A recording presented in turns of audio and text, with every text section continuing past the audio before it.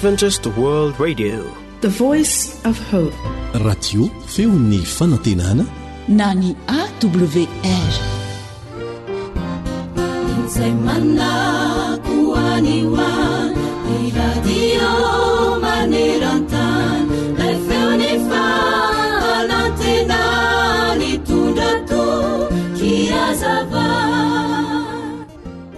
Raha mbola tao an-dakozia niaraka tamin'ny reniny sy ny renibe ny tovolahy iray dia ny menomenina sy ny taraina mafy no ireo olana sy zava-misy teo amin'ny fiainany toy ny aretina, ny fianarana sy ny sisa. Teo am-panamboarana mofomamy ny renibeny tamin'izay dia nanontanyilay zafikely ny menomenina raha toa ka te hihinana gote na ody ambavafo isika. Dia nanaiky hihinana ilay tovolahy. Misy menaka io raha tianao, hoy ny renibeny. Menaka? Hoy ilay tovolahy. Tsy sotro menaka? Ary raha atody manta indray ary, hoy ilay renibeny. Ataoko inona atody manta ary nenibe a? Tsy hinana an'izany afa ianao ve ahoana? Hoy ilay tovolahy napakapeo. Sa lafarinina indray ary, hoy ny renibeny. Nenibe tsy hinana an'izany mihitsy a, ratsy be zany, ko raha tsy adalako. Dia hoy ilay renibeny tamin'ilay zafikeliny. Hitanao ry zanako, raha jerena ireo rehetra ireo dia tena tsy tsara tokoa raha hohanina tsirairay avy amin'izao. Kanefa rehefa atambatra ary atao amin'ny fatra sahaza azy avy dia karakaraina tsara, ampidirina ao anaty lafaoro amin'ny afo sahaza azy dia manome mofo mamy tena tsara tokoa amin'ny farany. Endry mpiaino ajaina, ry tanora namako, toy izany koa ny fiainantsika. Mety misy zavatra ratsy be dehibe lalovantsika, sedraintsika. Kanefa rehefa mitambatra izy ireny dia mamolavolantsika. Ary ireny nahatoy izao antsika sy mitarika antsika ho matotra kokoa eo amin'ny fiainana. Ahoana hoy ny voalazan'ny tenin'Andriamanitra? Tsara amin'ny olona ny mitondra zioga raha mbola tanora izy. Fitomanina toko 7, 17. Fa izaho mahalala ny hevitra heverako anareo ho Jehova dia hevitra ahatonga fiadanana fa tsy loza, mba hanome anareo fanantenana ny amin'ny farany. Jeremia 7:20, 1:20. Amen.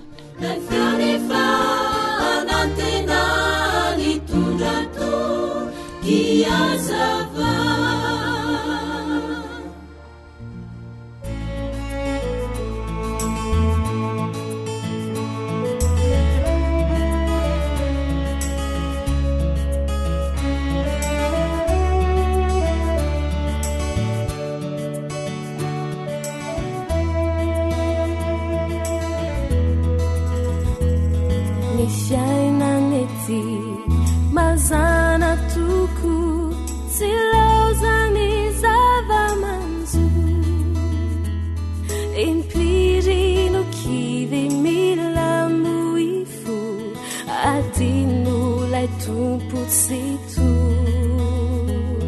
ny olantsarotra mianjady aminao tsy hoe tsy fitiavany anao navelan'iseo reo ho fianaranao alnefena toetra vaovao mbola isy maraina vaovao andimbiny alimitatao mbola isy maraina vaovao voatendreny ho anjaranao.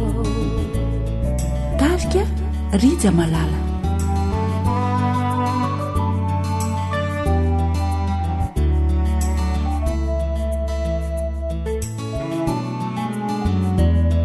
Ekeko toko fa mafy aminao izao fitsapana miatsy izao efantany nefa zay tsy ozakanao tsy avela miatsaminao mandalo ianino tsy omandrakizay aza tao mankarary fo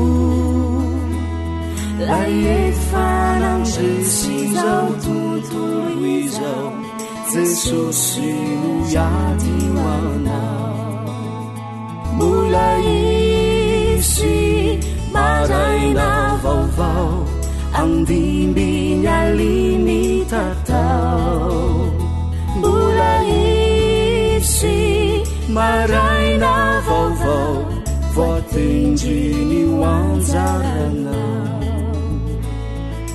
AWR mitondra fanantenana isan'andro ho anao.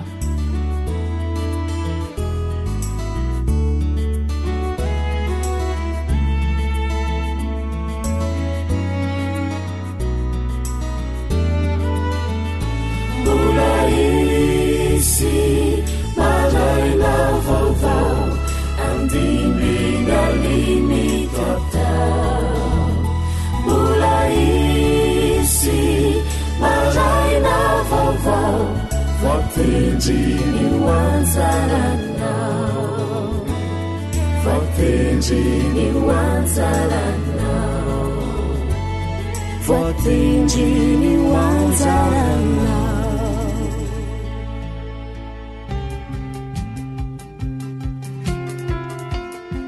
sakafo mahasoa mahasalama mahavelona atolotry ny feon'ny fanantenana. Mino aho fa efa eo am-pototry ny radio feon'ny fanantenana isika mianakavy miandry ny fandaharana sakafo. Ka androany indray dia sakafo sady mora vidy no mora andrahoana nefa matsiro no ataontsika. Dia tsinony izany fa pakchoy na laisoa sinoa. Petsay sinoko no afaka ilazana azy.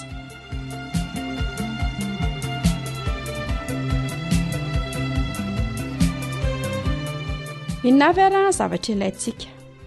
Mila pakchoy. Valo isika. Izy ity manko somary maitsomaitso kely ohatran'ny botabota kely kelikely izay. Dia valo izany ny ilayntsika. Mila menaka tsika enina sotro lehibe. Dia mila lasosy soja koa tsika 2 sotro kely. Tsy adinontsika ny manisy tongolo gasy efa voatoto atsasaky ny sotro kely. Fa mila fécule indray tsika 2 sotro lehibe. Farany mila rano tsika atsasaky ny kaopy. Dia averina indray ara ny zavatra ilayntsika. Mila pakchoy tsika na le petsay sinoa maitsomaitso kely fotsifotsy ny vodiny fofo kely iny izy. Valo no ilayntsika. Mila menaka tsika 9 sotro lehibe. Mila lasosy soja tsika 2 sotro kely. Tongolo gasy manamanitra sakafontsika efa voatoto atsasaky ny sotro kely. Mila fécule tsika 2 sotro lehibe. Dia rano atsasaky ny kaopy.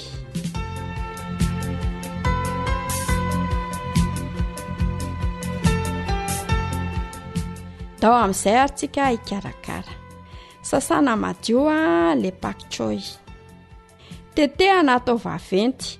Izany hoe sahabo eo amin'ny 2 cm eo izany rehefa mitetika anazy. Rehefa manasa azy dia silatsilana tsara satria mety misy fotaka ny anelanelany.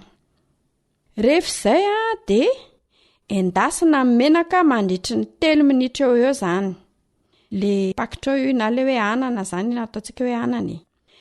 Rehefa manendy anazy dia tsy atao masaka loatra fa mantamanta izy ny tena tsara. Arotsaka ny lasosy soja. Alaina le fécule dia le vonina ao anatin'ilay rano atsasaky ny kaopy.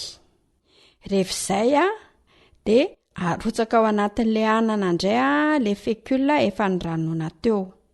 Aroroana ifangaro tsara. Tsy asiana mitambaingambaingana. Rehefaizay a de arotsaka amin'izay a le tongolo gasy. Afaka tapohana rano arak'izay marehatra tedavina raha ohatra zany hoe le rano atsasak'y ny kaopy teo a lasa madity loatra le anana de afaka ampiana rano kely zany a raha vao misy fekula mantsy ny sakafo de sy mahaoatra ny hoe maditidity. Zay a de vita sahady a nahandrotsika. Tongolo gasy zany a marihana fa tsy masahana be ny tongolo gasy fa manjary lasa afaka daholo ny zava-tsy hoentiny. Fa rehefa le mandrotsaka an'ilay zany de rehefa le akaiko masaka hoe akaiko vita mihitsy izy de amin'iny narotsaka amin'izay le tongolo gasy. Fomba finanana an'izy ity de azo hohanina miaraka amin'ny vary na amin'ny ovy nopotserina, natao solom-bary na itsika mpahandro no afaka mahafantatra izay itiavantsika azy. Koa minana finaritra ary tompoko.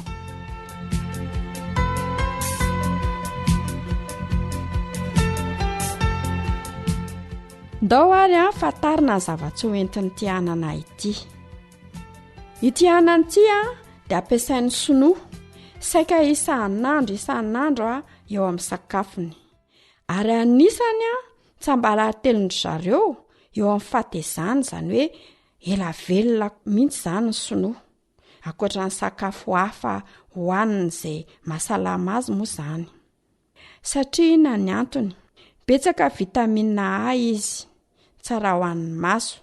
Betsaka vitamine C, antioxydant manampy be amin'ny fitazomana ny hatanorana sy manamafy ny hery fiarovana, système immunitaire. Ny pakitra koa de manan-karena calcium, manamafy ny hy, gencive, tsara ho an'ny fo sy ny hoditra ihany koa ty pakitra ity. Farany nefa tsy ny kely indrindra de zao kely de kely ny sodium sy ny kaloria ao aminy. Ireo zavatra roa ireo anefa de tena zava-dehibe ho an'ireo olona tsy te hatavy. Ho an'ny olona tsy te hatavy zany de tsy de tia mihinana zavatra be kaloria loatra izy de mety be aminy mihinana an'ity pakitra ity, indrindra fa izy somary mantamanta. Ny sakafo be sodium sy kaloria mantsy de tena mampatavy tokoa.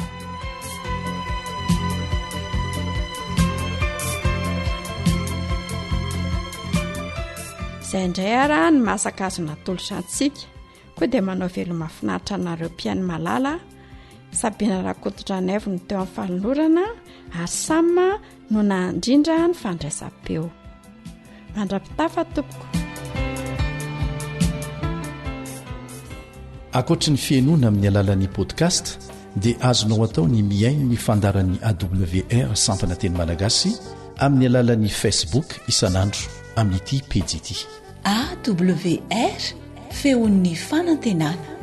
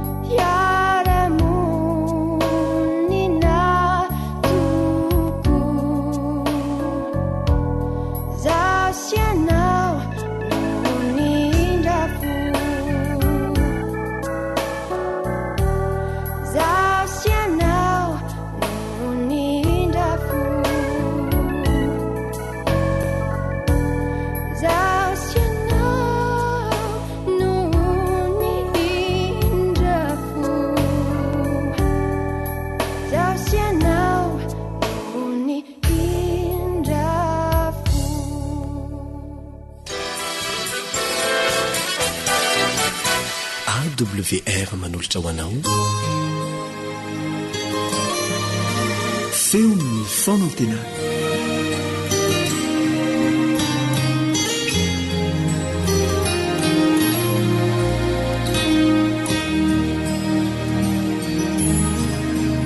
miaraba sady manasanao iara-mianatra ny soratra masina ny namanao kalibandretsikivy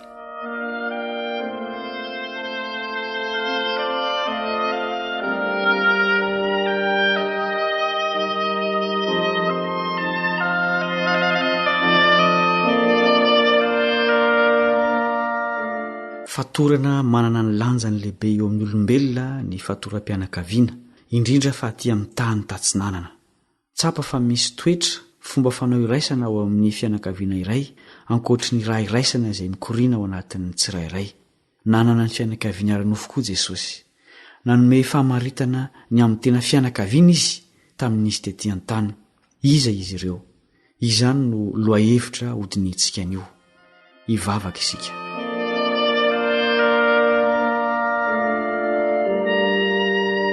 rainay izay any an-danitro misaotra no ny tombonandro mbola omenao anay sokafo ny fonay andray ny teninao mitenena fa miaino izahay amin'ny anaran'i Jesosy amen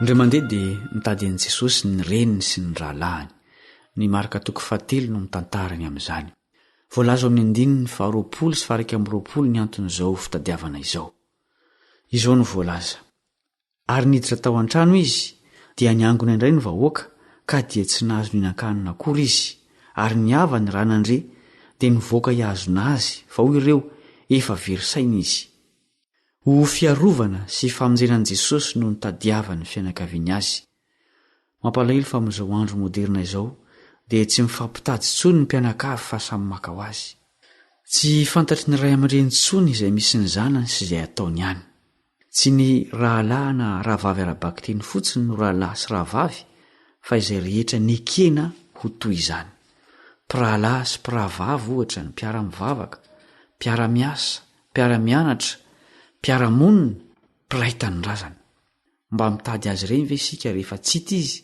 rehefa marary na hatratry ny fahasairanana samihafa manana didy amin'ireny olona akaiky antsika ireny isika fa inona moa ny valiteny nomeny Jesosy teo anatrian'izany andeovaka itsika ny 7:17 marika 7:17 ary izy namalika nanao hoe iza no reniko sy rahalahiko fanontaniana no vali ny afatra voarain'i Jesosy raha olombelona tahaka antsika Jesosy dia ho ny teny hoe asavy miandry kely ry zareo na hoe ampandrosoa ry zareo tsy nanao izany izy fa nisy famaritana vaovao momba ny fianakaviana nomeny teto nampianary ny mpiaino azy ny amin'ny fianakavian'Andriamanitra notariny sain'ireo mpanatrika ahita ny fianakaviany lanitra tena misy tokoa ny fianakaviana ankoatry ny fifamatorana amin'ny raha inona ary no amaritan'i Jesosy ireo rahalahiny sy reniny eto hotoizantsika ny vakiteny ao amin'ny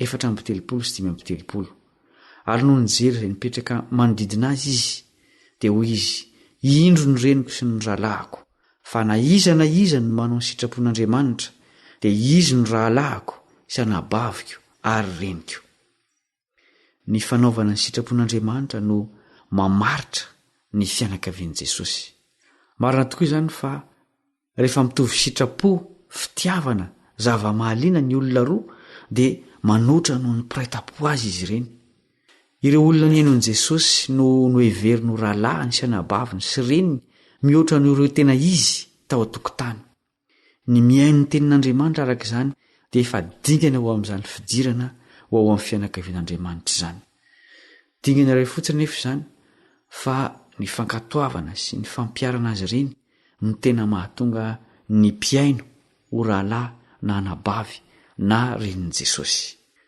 fa inona moa no atao hoe sitrapon'Andriamanitra milaza izay zavatra tiana sy tiny izany ny faniriana sy ny fikasan'ny fo izany hoe ny rahalahy sy anabavy ary renin'i Jesosy dia izay mitovy toetra amin'Andriamanitra izao no nosoratan'i davida raha naminany mialoha ny amin'izay ho asaky ho toetra ny misy izy izay tsy iza moa fa jesosy. Ovakitsika ny salamy 1:7-8 dia hoy izaho, ity aho tonga ao amin'ny ronam-boko na nyratanahy, ny anao ny sitraponao Andriamanitra ny sitrako, ary ny lalànao no ato anatiko. Ny lalàn'Andriamanitra no milaza ny sitrapony sy ny toetrany. Fitiavan'Andriamanitra ary fitiavana koa ny lalàny. Raha tia ny olona, izany hoe raha manahaka an'Andriamanitra izy, dia tsy ho enta-mavesatra ho azy ny lalàn'Andriamanitra ary tafiditra ho fianakavian'ny lanitra izy. Tsy misy fomba azahoantsika miara-monina amin'Andriamanitra afa-tsy ho toetra mitovy amin'ny azy io. Na harena, na fahaizana, na firazanana, na laza, na voninahitra, na ny fahelana tamin'ny maha-kristianina dia samy tsy ahatonga antsika ho fianakavian'i Jesosy ho ankonan'Andriamanitra. Izao ny fanontaniana tokony hapetraka ny tsirairay. Mitovy amin'ny aniza ny toetrako? Ny sitraponiza no ataoko? Sao dia ny sitrapon'ilay fahavalon'Andriamanitra ny tanterahako, tahaka ireo jiosy saika hitora-bato an'i Jesosy tao amin'ny fieverany ho fanompony an'Andriamanitra. Lasa lavitra noho ny hevitry ny fianakaviana eto an-tany ny hevitry ny fianakaviana any an-danitra, satria famonjena mihitsy ny dikany hoe rahalahy sy anabavy ary renin'i Jesosy. Rehefa tsy miditra ho ankonan'Andriamanitra amin'ny fanaovana ny sitrapony ny olona iray, dia mitsangako ho fahavalony. Zava-doza ny hoe fahavalon'Andriamanitra. Mino aho fa tsy toerana irintsika izany. Manasa antsika ho isan'ny ankonany Andriamanitra androany. Ivavaka isika.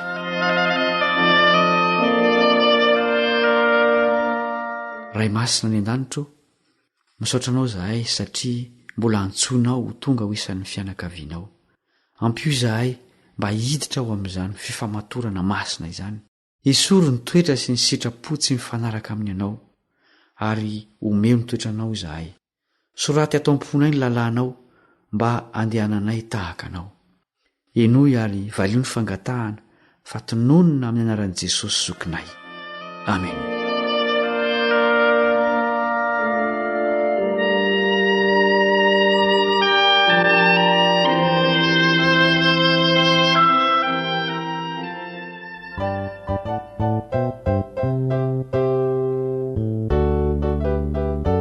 Tarika balsama.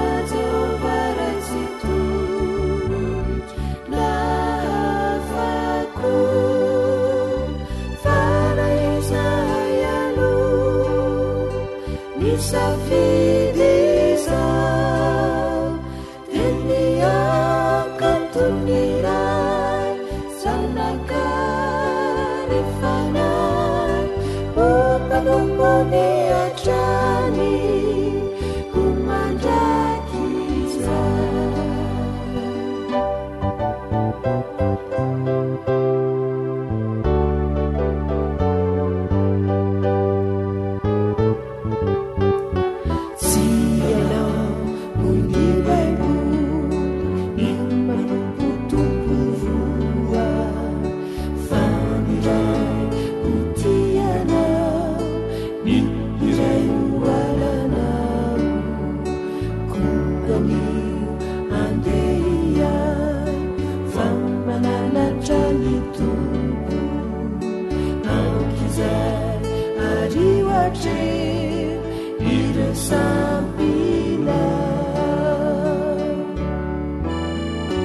kufidiunawani sayutubula na teovarezitu nahafaku faraisayalu isafidiza teniakatunirai sanakarifana umanumboni atrani kumandakiza.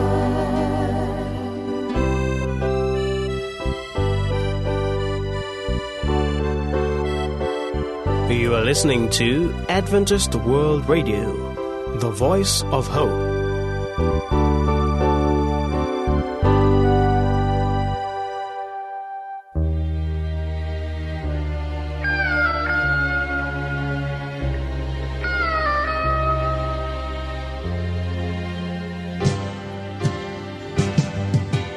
Feon'ny piaino.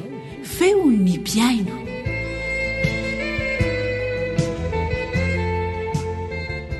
Faly miaraban'ny piaino ny radio adventista iraisam-pirenena na ny feon'ny fanantenana sampana teny malagasy. Miaraka aminao eto ny namanao Elion Andriamitansoa ary mivahiny eto ny namana izay tsy vahiny intsony Michel. Izy ilay tovolahy jamba nanana défi manokana izy. Raha tsy ivona kely ny tantarany dia fony kely izy dia efa jamba. Tsy nanaky ho vesatra ho an'ny ray aman-dreniny izy na dia sahirana zany ray aman-dreny satria mpamboly any ambanivohitra. Rehefa avy nianatra tao amin'ny sekolony jamba izy dia nanana fiaikana hoe aleo toizako ny fianarana. Afaka CPE, afaka BPC, afaka BAC, ary amin'izao fotoan'izao izy dia efa 3e année taona fahatelo amin'ny gestion eny amin'ny université Ankatso. Faly miarabanao Michel. Ie misaotra Zokelion dia faly miarabanao miaraba ihany koa ny teknisianina dia tsy adiny indrindrandrindra miaraba ny mpiainona WR rehetrarehetra na eto Madagasikara zany na manera tamy mihitsy. Michel dia nifandray tamiko voalohany tsaroko tsara izy ny antso satria mandefa larana telefona amin'ny radio moa zahay izy ny antso nantsony tamin'izay hoe mba te hiona amin'ny Zokelion manana fijoroano vavolombelona maniry te hampitombo fahalalana ny tenin'Andriamanitra sa tsy izay Michel? Zay mihitsy. Dia raha mbola nieritreritra hoe ny Ankatso satria teny izy no mipetraka nianatra eny dia izy ny tonga aloha taty aminay. Gaga sady faly dia nijoro vavolombelona tamintsika teto izy. Amin'ity an'io izy dia te hitondra fijoroano vavolombelona fanampiny antsipiriany kokoa ny tondran'Andriamanitra ny fiainany teo amin'ny lafiny ara-panahy. Hitantaran'izay zany natongavany. Ahoana ny nahalalany Michel voalohany zany hoe Andriamanitra izany. Ie, misaotra tompoko. Voalohany teny moa zany akoatry ny araba efa natao teo dia misaotra n'Andriamanitra satria matoa tonga eto amin'ity studio ity dia ny fitantanany sy ny fahasoavany rery ihany fa tsy no ny herin'ny tena. Ie dia misaotra anao Zokelion metraka le fanontaniana hoe hiditra antsipiriany kokoa zany hoe ahoana marina moa taiza marina no nahafantarako voalohany an'Andriamanitra na le hoe fahamarinan'Andriamanitra misimisy kokoa. nanomboka nafantatra ny fahamarinana rehefa fonjahay nianatra tao amin'ny lycée privé Maranatha Adventiste tao Ambobary tamin'izany classe de 6e ka hatramin'ny 3e. Zany hoe rehefa nivoaka avy tany amin'ny sekolony jamba zany se dia taonina no izany seny fianarana. Eny tompoko. Dia tao zany araka an'izay hoe mahasekoly adventiste azy izay moa dia misy ihany ny hoe bibla sy ny fampianarana baiboly ireny. Dia tany zany dia efa nafantatra hoe zao marina anie le fahamarinan'Andriamanitra, zao marina anie ny andrivavahana sy ny sabata sy ny batisa sy ny tariny. Fa tamin'izany zany ohatra mbola tsy resy lahatra satria hoe mbola tsy dia mamaika aloha zany fa aleo aloha mianatra dia aleo aloha zany hoany fa manaraka ive zany tsy teo ihany. Dia ahy moa zany vita ny fianarana tao 3e afaka BPC tsy somatsara dia findra sekoly dia na dia teo arany hoe niala tao zany dia tao Ambobary moa zany nisy an'ireny conférence, nisy an'ireny fampianarana any amin'ny tama ireny dia za mba mazoto le tama moa zany le fianarana baiboly isaky ny quartier tsy zay mihitsy. Dia tao zany dia efa natrika an'ireny ihany koa dia efa nafantatra fa tamin'izany ko efa mitady ho resy lahatra fa manontany an'le namana indray zany hoe fa ahoana marina le ty zalahy izy ty ohatrany tena marina anie le fampianarany. Dia tamin'izany moa zany dia ozy ny namana hoe io izy rehefa mivavaka dia mivavaka rehefa mino fotsiny dia ampy zay. Dia nefa moa zany le izy tsy nijanona teo le antson'Andriamanitra fa taty aoriana zany nanomboka tamin'ny 2020 iny nanomboka niaino sy nakafiny AWR dia tao no nianarana ny tena hoe fahamarinan'Andriamanitra. Tena naresy lahatra na moa zany nisy an'ilay fandaharana lasarona zay faminaniana makasika amin'ny bokin'ny Daniela dia makitantara izy iny lay sarin'olona volamena dia volafotsy eo amin'ny faminaniany Daniela amin'ny Daniela toko faharoa zay toko faharoa.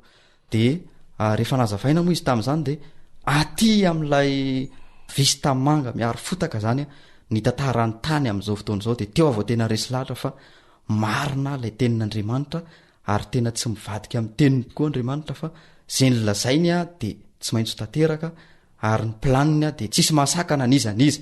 Dia teo zany vao nanolo tena hoe tena marina le izy dia teo avo resy lahatra hoe inona ary zany ny tokony atao raha zay le fahamarinana. Dia ozy moa ny tenin'Andriamanitra any amin'ny Apokalipsy 14:12 ihany hoe indro faretan'ny olona masina dia izay mitandrina ny didin'Andriamanitra sy mitana ny finoanan'i Jesosy Kristy. Dia teo zany vao tena resy lahatra hoe tena misaotra anao Andriamanitra mbola mampianatra hatrany amin'ny fomba rehetrarehetra mihitsy fa tsy avelanao verina dia efa betsaka ihany aza ny antso, betsaka ihany aza ny fampianarana natao. Dia ny tena moa tamin'izany ohatra ny hoe be marenina ve satsay fa soa ihany fa mbola natsony zany tamin'ny alalan'ny AWR. Dia tao amin'ny AWR koa moa zany nafantarana fa hoe rehefa mivavaka dia direct amin'i Jesosy rehefa miresaka aminy fa tsisy intermédiaire zany, tsisy mpanelanelana fa rehefa ho avy Jesosy eny andraony lanitra dia ianao sy Jesosy no mifanatrika.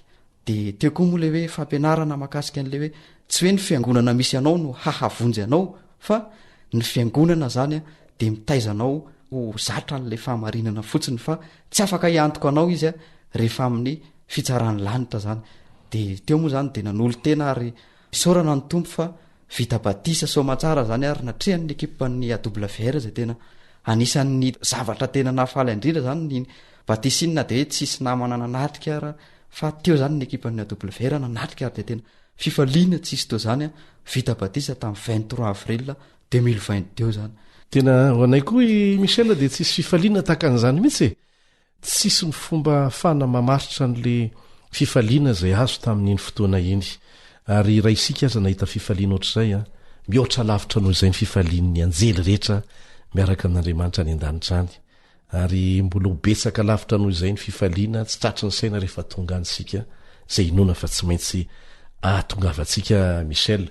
Ny lalana nalia Michel rehetrarehetra izay dia ahitantsika hoe isika mpitoro filazantsara fa mifameno ny asantsika fameno ny asantsika fa ny fanahy ny tena miasa sika dia fitaovana daholo.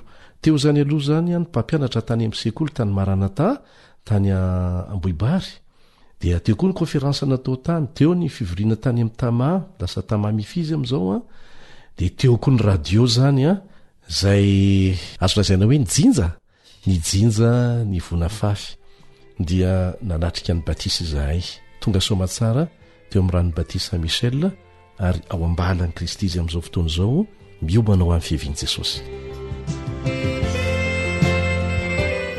taorinan'izay batisa zay a dia betsaka ny tsy maintsy adina trehina betsaka ny tolona raha mbola eto tany isika inandray ny zavatra ny seho teo amin'ny fiainana sy ny fiara-miasa tamin'Andriamanitra taorinan'izay ie ny zavatra nisy zany tao alohan'le batisa zany zany hoe taorinan'le vonan'olo tena hoe anaraka n'le famarinana hiditra amin'ilay vala fitezana vonona amin'ny fiavian'i Jesosy dia ny fiangonana zany a dia tany moa zany dia efa somary sadaikatra ihany ny tena satria zahay zao amin'le mpianatra misy fotoana zay mianatra sabata ary zavatra tena hijoroako fahavolombelona leto a tamin'izany ianay deuxième zany dia misy koryray tena hoe tsy mandela izy raha tsy sabata dia tamin'ny voalohany aloha zany somary ny salasala kely ihany hoe ahoana moa zany hoe le kory tsy andeha raha tsy sabata inao nefany tsy maintsy mivavaka anam-piangonana zany mitombo teny moa zany ny finoana dia tena resy lahatra tamin'ny fampianarana na tany amin'ny tany ambolo-kandrona moa zany misy tamany taiza ihany koa dia na ny fampianarana anam-piangonana dia mitombo ilay finoana dia fantatra le tenin'Andriamanitra ary ny ainana le hoe fakatsao aloha ny fanjakany sy ny fahamarinany dia anampy anao ny zavatra rehetra dia tao anatin'izay zany na dia hoe nandeha aza le fampianarana sabata dia za tsy maintsy hoe rehefa sabata inona moa ny andro sabata fa ozy izy ny tenin'Andriamanitra hoe majarovana ny andro sabata na masina azy fa enemana no efa nomena iasanao fa ny andro sabata mba tokana zany hiakofana amin'Andriamanitra ny zavatra napetrako tamin'Andriamanitra zany dia hoe efa zay ny teninao Andriamanitra dia arahako fa apetrako aminao ny zavatra rehetra apetrako aminao ny fianarako zany dia nandeha moa zany ny fianarana nandeha ihany nisy fotoana nandehan'izay ny examen dia rehefa nandeha ny examen dia mivaly dia io kory tsy natrehako tamin'ny sabata io zany nahagaga fa za rehefa nivaly ny examen dia nisy nanao rattrapazy zany hoe misy matera tsy afaka zany tamin'ny première session iny dia tsy maintsy mirosany deuxième session ianao dia nahagaga nefany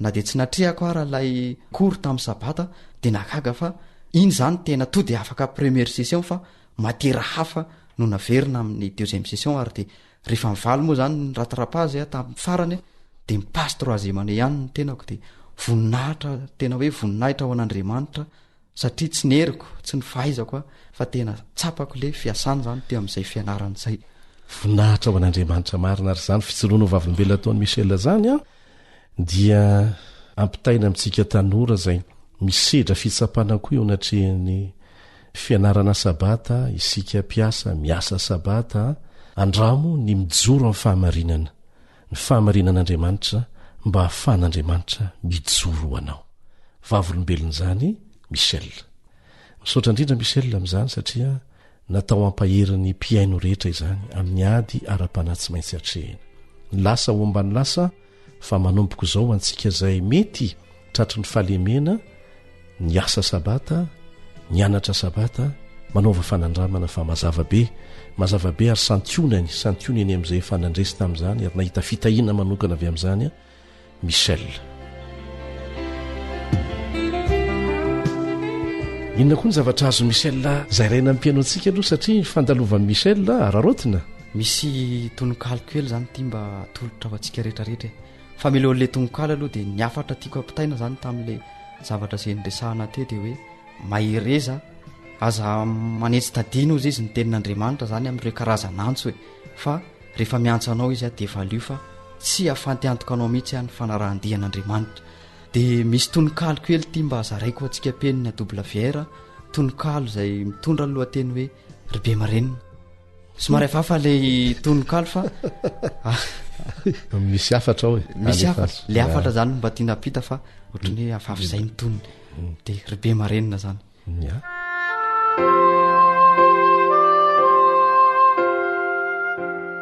rehefa hoaka Israely no fidin'ny raitsy to impiry ianao anarana impiry ianao tenenina fa nga ianao mety tsy mety mankantò ny tenin'Andriamanitra fa mody be marenina Indristo zary fahazarana ny manao fampianarana ny mivavaka am-piangonana sy mihira fiderana fa nga ny fonao mety ho tefe mifanay masina fa revo makafy sy migiko aok'izany ireo karazana adalàna rirarasy ranabavy raha zay ianao anio tsy miandrely itsony tsy mangatakandro mihitsy avaoziko ny voady hiovaryray hijoro mahatoky hifikotra tsy ala ninninnaty sao mantsy ho avylay fotoana ilay ora fitsarana dia amin'izay ianao voanenina ho izay tokoa ka ilay tenin'Andriamanitra reko isan'andro fa nodiko be marenina. Amen.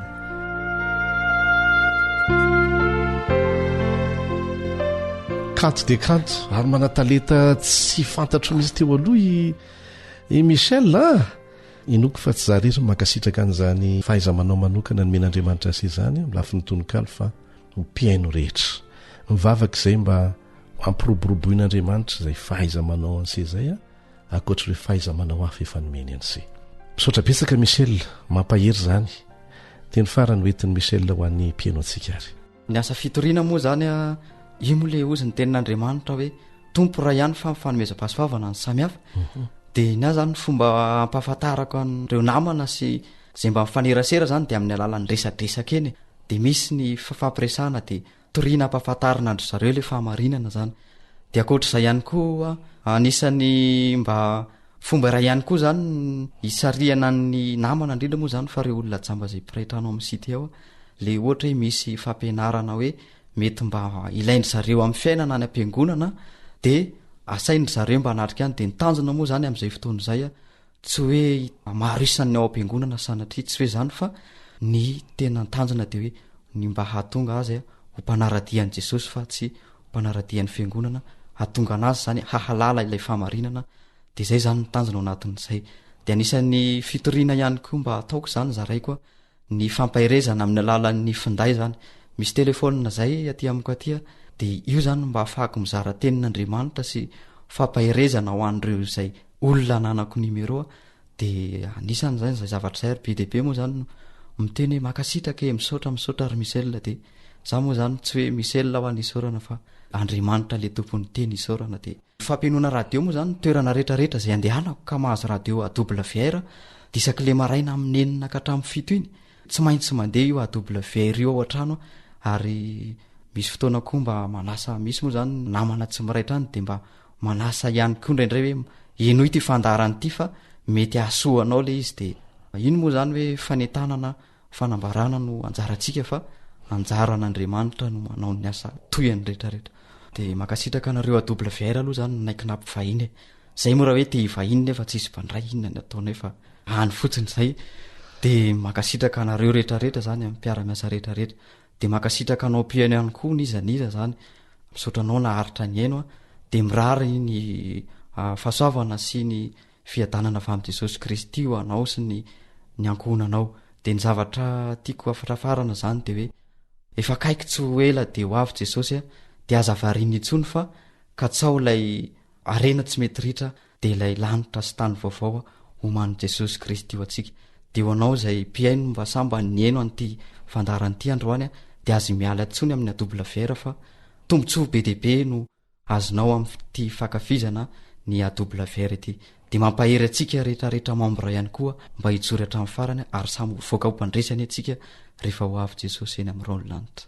Mampihetsi-po Michel zany rehetrarehetra zany indrindra fa ho anay mahiratra izay indraindray varimarina ka inona fa ampifanentanana nentin'i Michel mba hamondray ny toromasony mahiratra andraisany andraikitra amin'izay tandrify azy nomen'Andriamanitra azy. Misaotra indrindra Michel. Makasitraka tompoko.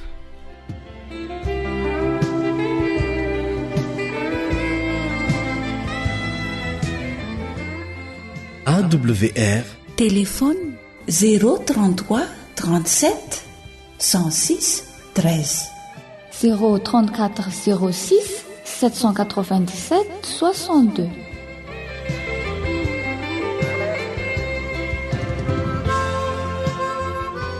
Izay no ela fa misaotranao naharitra hatramin'ny farany manao mandra-peona vetivety indray ny namanao Elion André Mitanso.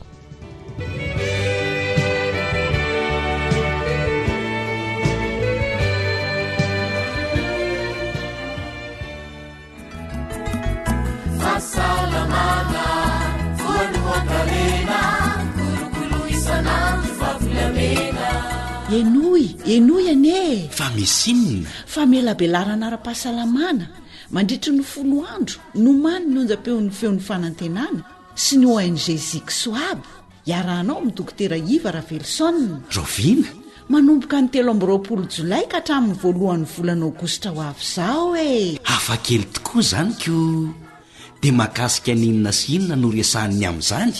mahakasika ny sakafo e. ho arahanao ao a ireo torohevitra ara-pahasalamana ahatonga ny tsirairay ho lasa olona salama sy matanjaka ary ela velona. tena zava-dehibe tsy voavidy vola ny fahasalamana ko ndeha ho amboariko teny izao ny fandahara-potoanako mba hanarahako an'izany. zay mihitsy dia asao koa ny havana matsaka iza rehetra e. raikitra izany e, fa dia ny 17 volana jolay ho avy izao ny fotoanantsika mandritry ny 10 andro miaraka amin'ny dokotera Iva Ravelson eto amin'ny AWR. zay mihitsy tandrovy ny fahasalamana.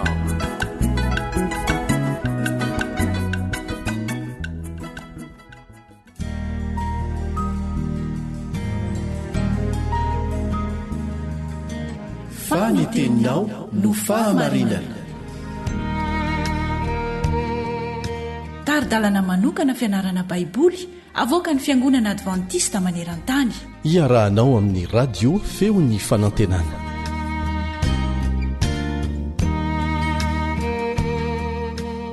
fitahina manokana ho antsika ny fafahana mbola miara-mianatra ny ten'Andriamanitra tahaka an'izao dia manasa ny mpiara-mianatra rehetra hahay anararoatra an'izany. miaraka aminao hatrany ny mpiara-mianatra aminao Eliandre amin'ny tanso. lohateny manokana hianarantsika amin'ity anio ity dia manao hoe maty sy voafitaky satana isika talohany namonjen'Andriamanitra antsika.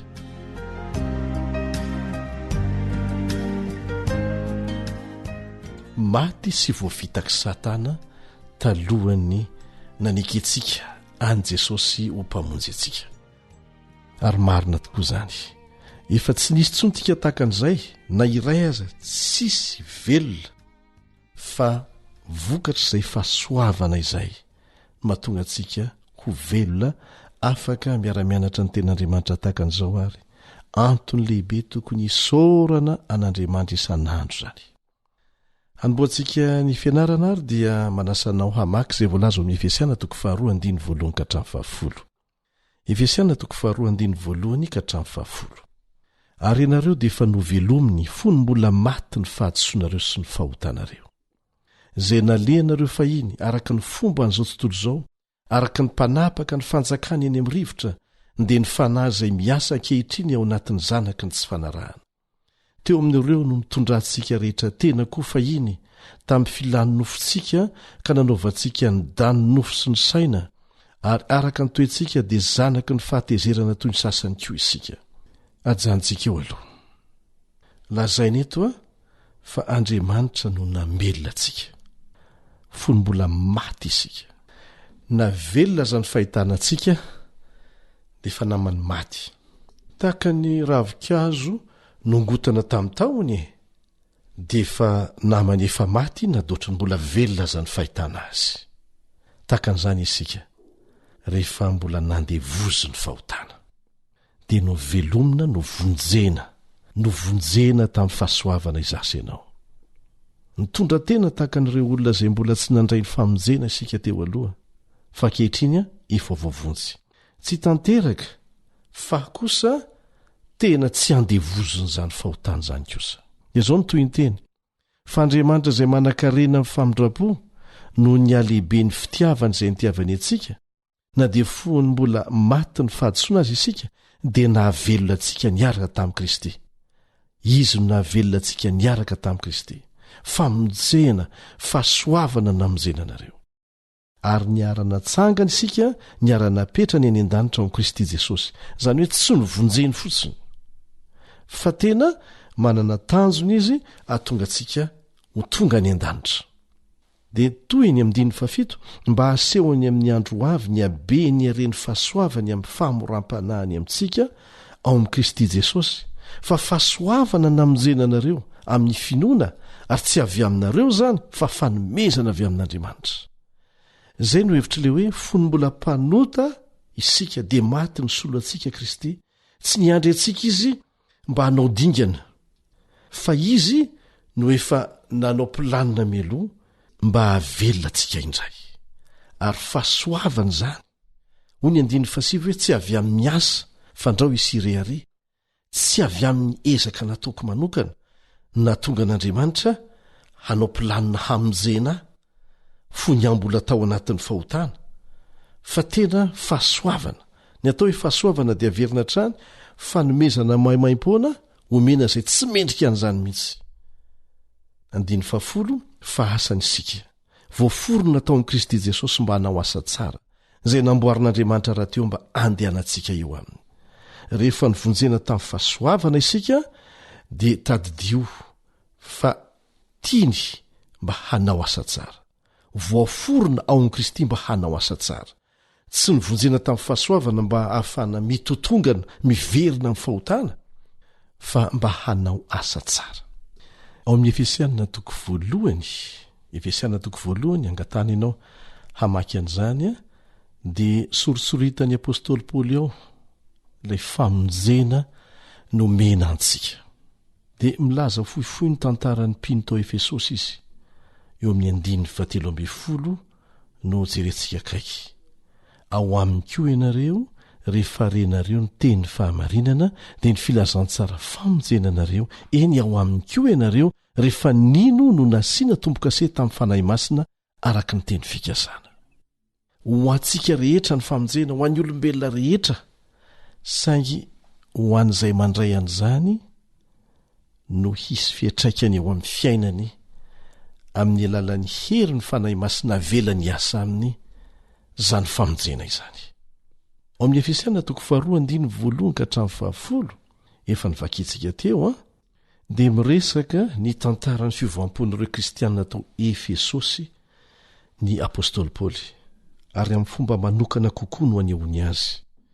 Dia ampitahainy ao ny fiainan'izy ireo tamin'ny lasa izay feno fahotana eo amin'ny Efesiana 2:1-7 sy ny fitahiany ny famonjen'Andriamanitra azy rehefa nandray an'izany famonjena izany izy ireo. Ary lazainy tsara fa ny olona nandray an'izany famonjena izany dia miara-miombona amin'ny fitsanganan'i Jesosy tamin'ny maty sy ny fiakarany ary ny fanandratana azy any an-danitra. Maneho an'izany tsika rehefa manaiky hanolo-tena ho azy, manaiky handray ilay famonjena nomeny ary manolotra ny tenantsika eo amin'ny rano batisa. Tsy ajanona eo mitomba amin'ny fahasoavana ianao dia mampanantena izy fa hiaraka andova ny fiainana mandrakizay miaraka aminy. Ary asongadin'ny apôstôly Paoly eto ilay fahasoavana sy ny asa famoronana nataon'Andriamanitra ho fototr' izany famonjena izany. Voafitina mazava tsara ireo fizarana telo ao amin'ny andalan-teny ao amin'ny Efesiana 2:5. Efesiana 2:5 voalohany dia lazainy fa fony mbola maty ny fahadisoana azy isika dia fa maty hamonjy antsika Jesosy. Ary ny faharoa izao nahavelona antsika niaraka tamin'i Kristy Andriamanitra rehefa nandray izany famonjena izany tamin'ny finoana isika. Ary fahatelo dia antitra ny terany tsara fa fahasoavana ny nanaovana an'izany, fahasoavana ny namonjena antsika. Tsy avy aminy nataontsika mihitsy na fikasana tsara kely akory aza tsy nisy tao amintsika fa maimaim-poana izany famonjena izany. Antitra ny terany Paoly ny tantara izay nampalahelo nahazo an'ireo mpiaino azy talohan'ny ovana izy ireo fo. Dia ny mariany fa efa maty ara-panahy izy ireo, efa maty miaina tao amin'ny fahadisoana sy ny fahotana, nanjaka ny Satana tanteraka, nofo namidy ho andevony ota, izay no ilazan'ny apôstôly Paoly azy any amin'ny bokin'ny Romana. Tena marina fa ratsy indrindra ny toerana nisy an'ireo Efesiana ireo talohany nandraisany an'i Jesosy. Ny antony dia tsotra, tafasaraka amin'Andriamanitra, ilay loharan'ny fiainana.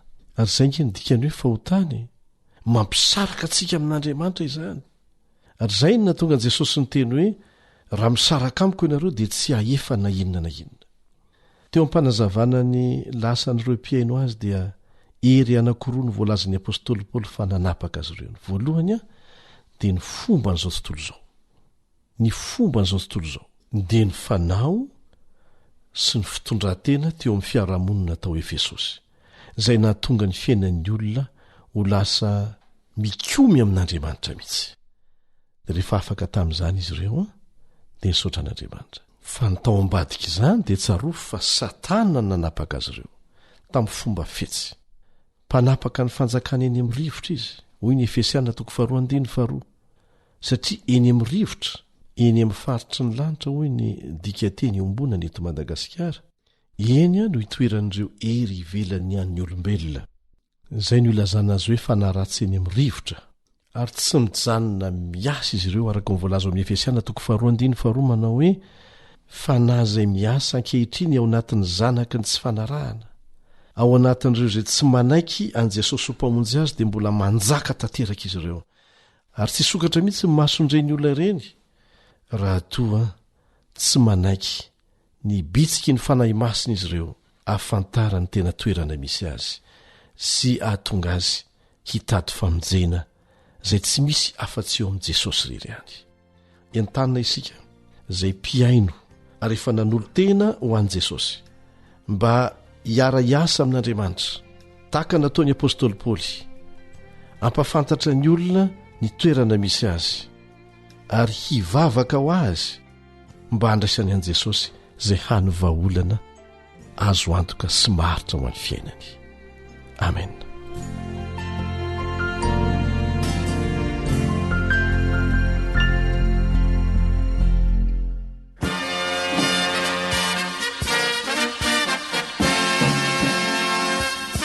Adventist World Radio, the voice of hope. Radio feon'ny fanantenana. Ny farana treto, ny fanarahanao ny fandaharan'ny radio feo fanantenana na ny AWR amin'ny teny malagasy. Azonao atao ny mamerina miaino sy maka maimaim-pona ny fandaharana vokarinay amin'ny teny pirenena mihoatriny 100 amin'ny fotoana rehetra. Raisoaryn'ny adresy ahafahanao manao izany: awr.org na feofanantenana.org.